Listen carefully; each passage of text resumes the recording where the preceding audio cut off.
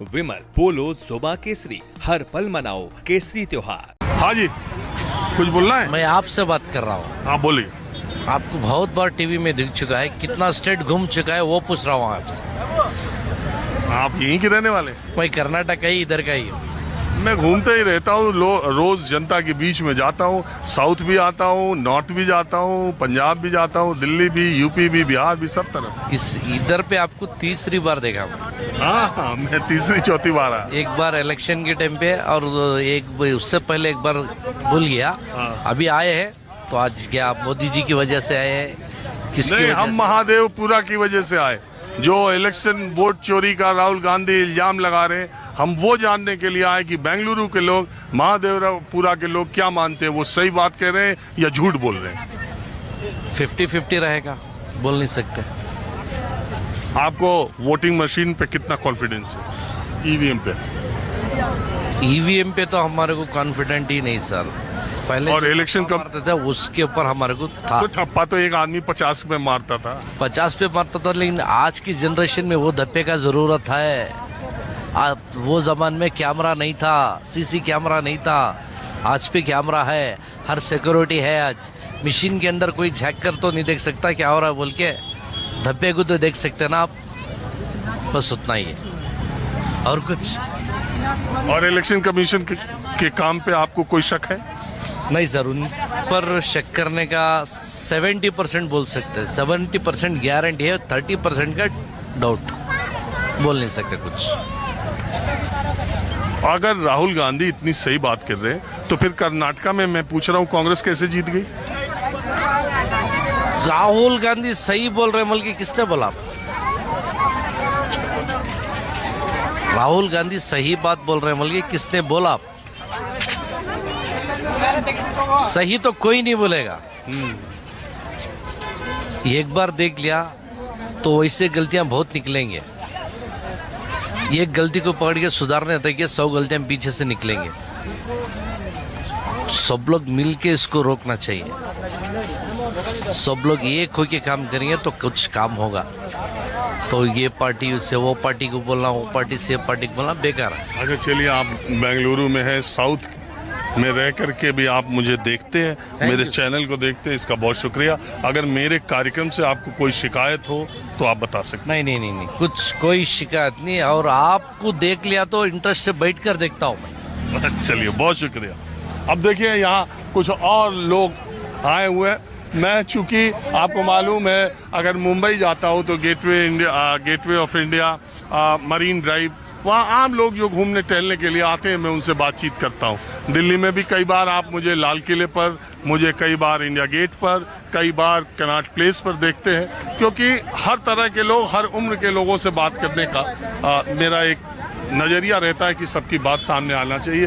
तो कुछ एक ही फैमिली मुझे लग रही है यहाँ पर है, ये भी यहाँ पर आए हुए हैं। जैसा मैंने कहा कि बेंगलुरु में मोस्ट फेवरेट डेस्टिनेशन सेल्फी के लिए, फोटो के लिए और रील बनाने के लिए वो ये कर्नाटक विधानसभा है, जो कि हमको लगता है देश में शायद कोई दूसरी विधानसभा शायद ही ऐसी हो जहां इतने ज़्यादा लोग फोटो खिंचाने के लिए आते हो।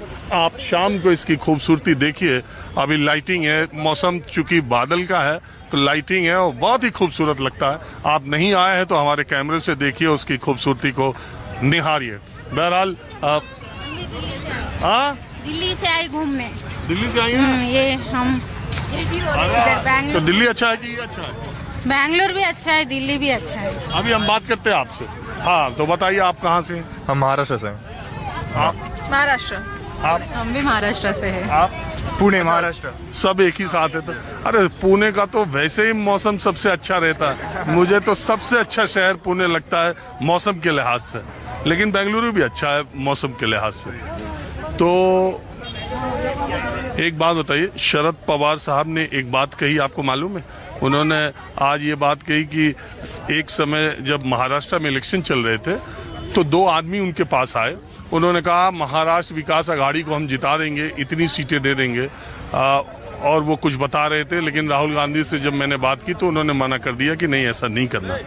आप मुझे सही से बताइए कि महाराष्ट्र इलेक्शंस के जो नतीजे आए और महाराष्ट्र विकास अघाड़ी इतनी बुरी तरह हारी और ये एनडीए इतना अच्छे से जीता, जबकि लोकसभा में एनडीए बुरी तरह हारा, महाराष्ट्र विकास आघाड़ी इतनी तरह अच्छी से जीती।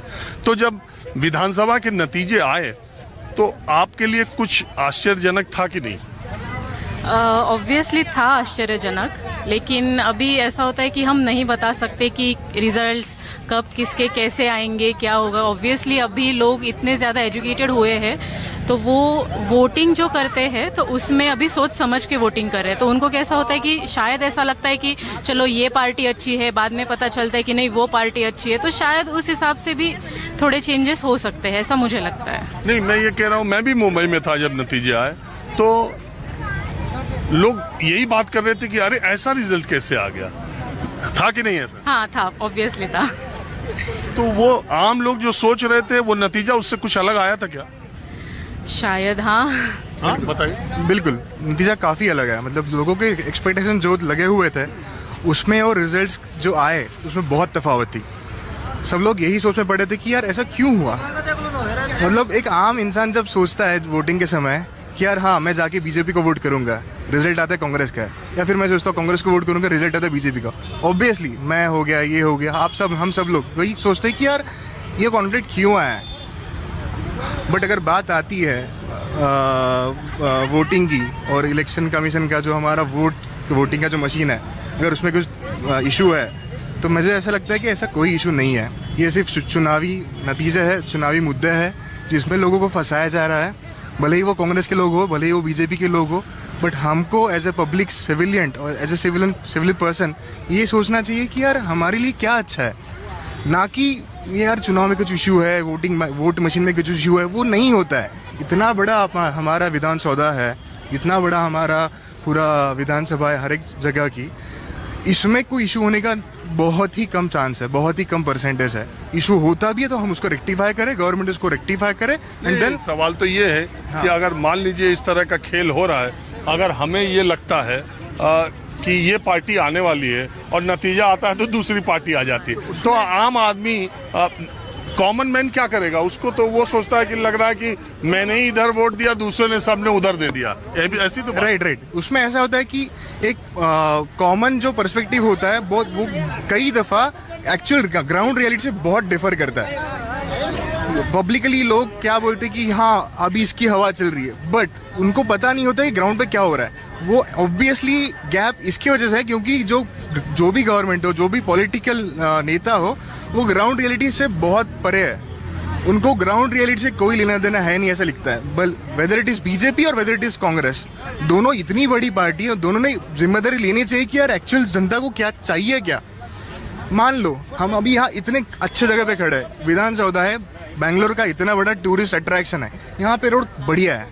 आप थोड़ा सा यहाँ से 2 किलोमीटर आगे चले जाइए, गड्ढे पड़े हैं, पानी लगा हुआ नहीं है, गड्ढे हैं इतने बड़े सारे। वहाँ आम इंसान क्या करेगा, क्यों वोट देगा? मैं तो बोलता हूँ वोट ना दे। अरे नहीं भाई, वोट किसी को ना दे। अरे नोटा दबा दीजिए। दुनिया के इतने बड़े लोग, नोटा दबा दीजिए एक बार नोटा दबा दीजिए, फिर पता चलेगा सारे पूरे सियासी लोगों को यार इशू क्या है। आज यहाँ पे मोदी जी आए थे, किस लिए आए थे? इनॉग्रेशन के लिए आए थे। मेट्रो का इनॉग्रेशन था, 3रा लाइन बेंगलोर का ओपन हुआ है, येलो लाइन। हम इलेक्ट्रॉनिक सिटी से हम लोग अभी यहाँ पे आ चुके हैं। हमको 3 घंटा लगा। दोपहर में 1 बजे हम लोग निकले थे, अभी यहाँ पे आते आते 4 बज गया। हम लोग 4 बजे यहाँ पे विजय मल्ल्या रोड पे गए थे, विठल मल्ल्या रोड पे, वहाँ 1 घंटा बिताया, यहाँ पे आए।